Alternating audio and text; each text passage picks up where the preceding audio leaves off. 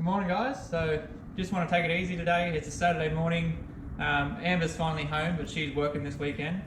The other weekend I heard I had an air leak, which I noticed that the air bags go down pretty quick. So might have a look into that today and see what we can find. So first things first is to start her up and get the air into it.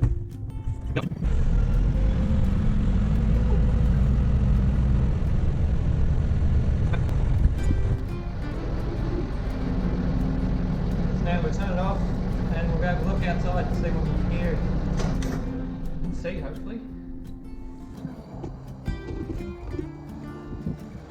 So if you couldn't tell, I'm now underneath the bus and there's a few techniques to finding air leaks. One is a bit of soap and water. Normally does the trick. However, this one is in a hard to reach spot. So what I've also learnt as a mechanic, trying to find air leaks in the past, you get a bit of hose, put it up to where you think the air leak is and put it to your ear, you can generally hear it. So if I poke this right up through somewhere near the sound, you can generally hear the air coming through the pipe.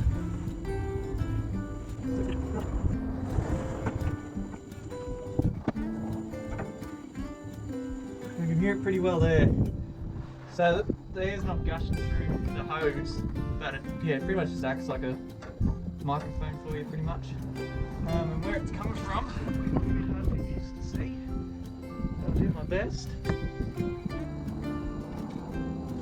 So up there, it's coming from the back of this, which I'm not entirely sure what it is just yet. I would guess something to do with the brakes maybe, but it looks like it's got a port at the back there that if the diaphragm inside it fails, it just leaks out the back of it, and that's what it looks like it's doing. So I can actually sort of reach up to it and block it off, and you can't hear it anymore.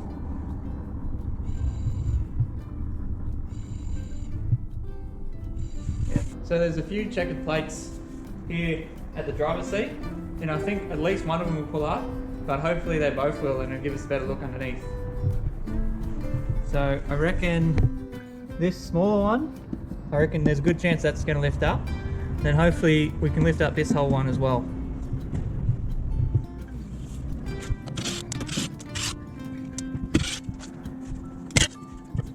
So I don't know if you can see in there.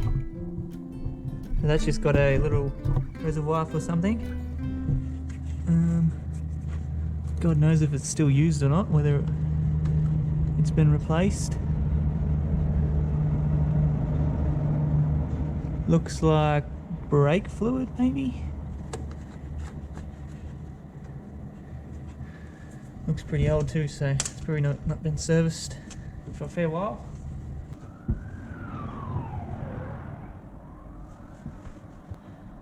So the good news is it's stopped leaking. I was just playing around with the brake pedal pretty much, and it's just sort of fixed itself, but no doubt it's going to pop up later. It's just something you have to keep your eye on. Yeah, but for now, because like the bus won't be really travelling anywhere, I'll just leave it for now. But once everything's done, I will get it looked over completely before we go anywhere anyways, and I'll just put that on the list to check. So the next thing, I didn't really plan on doing today, but I don't know, I'm just in a sort of mood to do it, I guess. But I'm going to pull out some of the wiring here, maybe do a little bit of sorting. So all of this stuff were for the overhead speakers and lights and stuff, and this is just what's left of it. So it runs from this side over to this side and down into the fuse panel. It runs down through there, and the fuse panel's on the outside. This here is also from the speakers and lights and stuff in overhead. This one runs all the way down the back to the air conditioner.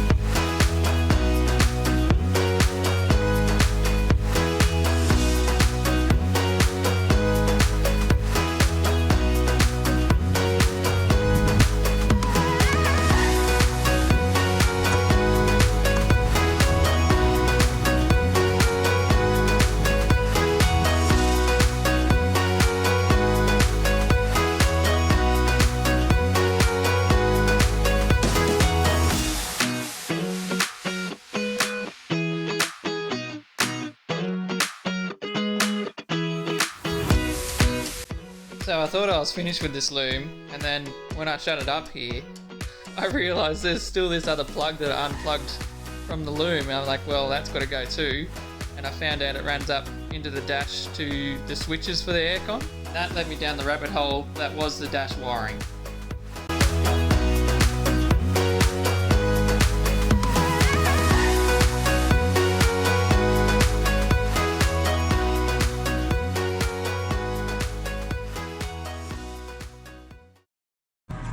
So I'm pretty confident I don't need any of these. Just got mostly all the lights, and this one's for the door. This one, I'm not sure what it was for at all, but I'm thinking some more lights. Just maybe one of the switches got messed up over time. But I cut them off all down here, so if I do need something, I can easily find the right wires to reattach it.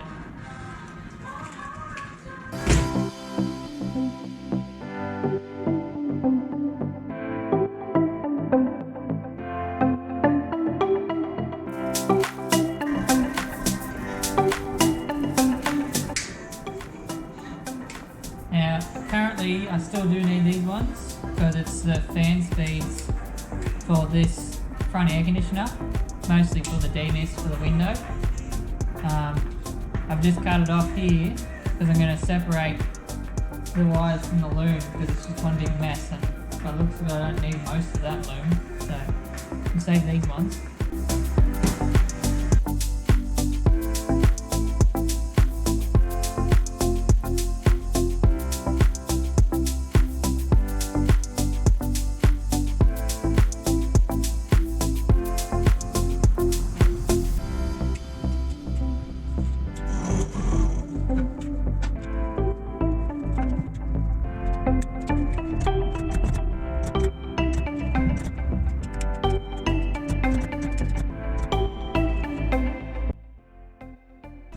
So just checked and got all the wiring that I need for this air conditioner, so that's good.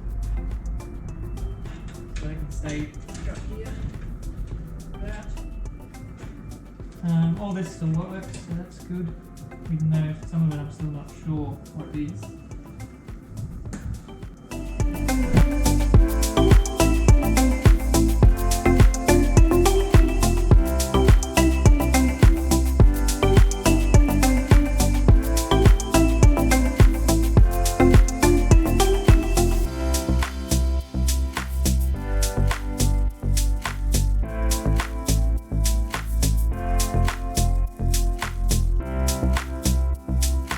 Naturally, the first wire I cut here is for the blinkers.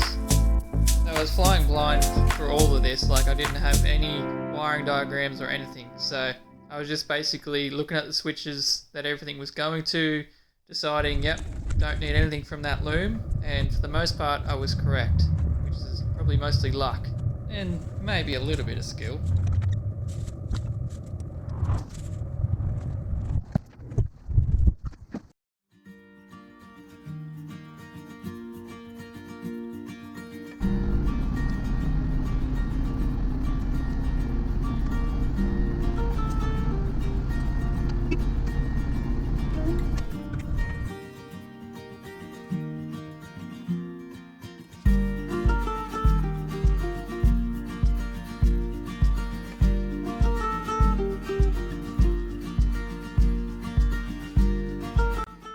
So, pretty sure these are the culprits for the blinkers not working.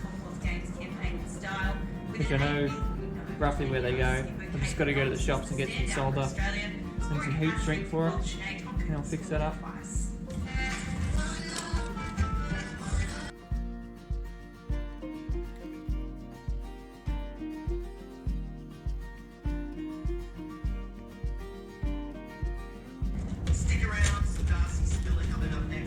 So these are two airlines for the old windscreen motor, pretty much.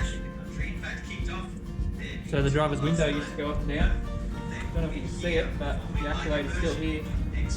And I think it'd be good to have, so I might even take it, turn that into an up and down window. I just won't use air for it.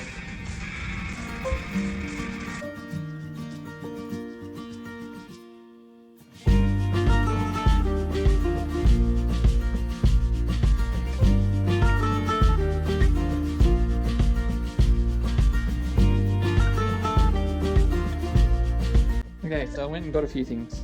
So I got some solder, and I got some heat shrink. So that should make everything nice and tidy. And this stuff's got the glue in it as well, so it makes it like waterproof. A lighter for the heat shrink, soldering iron. This is just like a quick like test light, but it tells you the voltage, and you can use up to 48 volts. And a multimeter. So now we're going to tackle cleaning up the rest of this. So we'll try and group it up a bit, and then like make it more compact as well.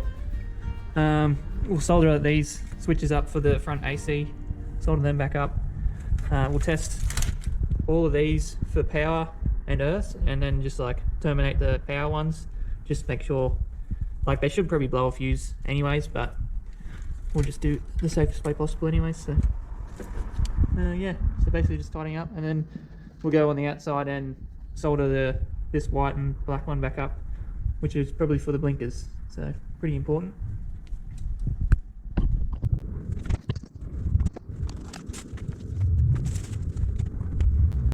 So first things first is to get some insulation over the wires,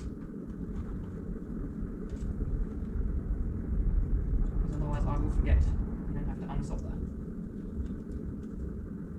Now these ones are oversized for the wire, probably a little bit, but I think some of them will have like 2 wires joining up to it for the switches, so should be okay.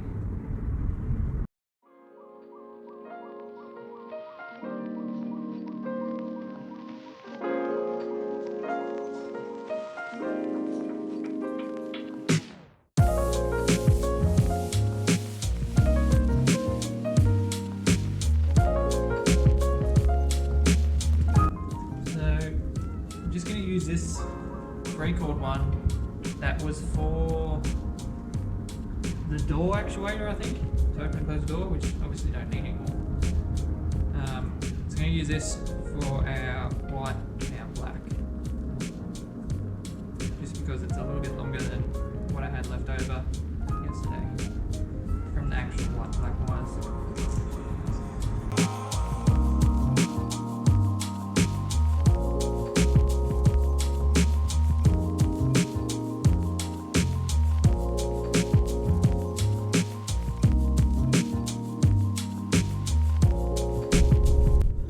Now we'll quickly test this, because there was 2 white ones cut here. One went into here, and the other one's here. The other one came out, so indicators are working. Our AC is not working.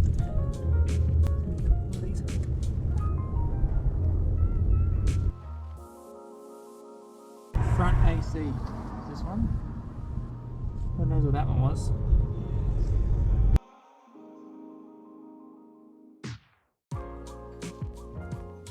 Okay, blinkers are all good. So the right hand would work on the right hand side would work on the hazards, but then once you turned it on just the right hand side blinkers, they would just stay constant and not flash. And that was because one of the globes wasn't in properly, so the resistance in the circuit wasn't enough for it to activate the flasher unit. And I just wiggled the globe and she started working again, so quick problem solved.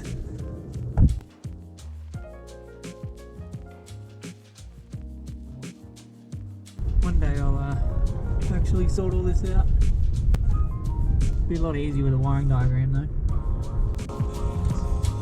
I then made a second trip to the store to get some conduit. This is the biggest stuff they had, but I probably could have done with the size up, because I had to squeeze some wires in pretty tight in some areas.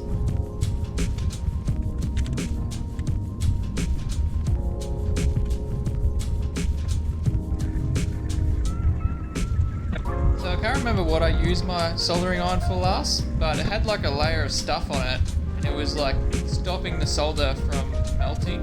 I don't know why, like it was still very hot. I ended up having to just like heat the wire up and melt the solder on the wire. And for whatever reason that just worked better.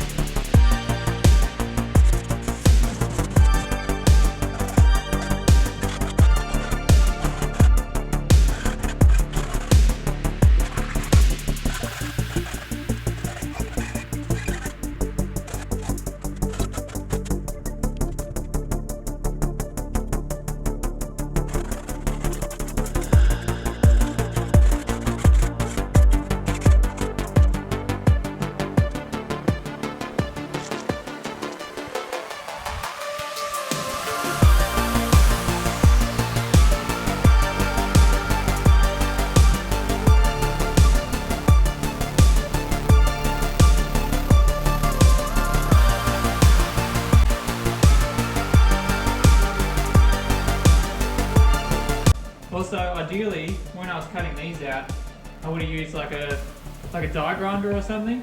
But I could just hear Amber saying like, "Why are you buying more tools?" And then I realised I had a full set of files. You probably don't really need to see what a file looks like. Yeah, so pretty much just done it the best I could with what I had. I probably will like maybe go along with some black silicone maybe around the edges, just to make it look more tidy really. But we'll see how we go.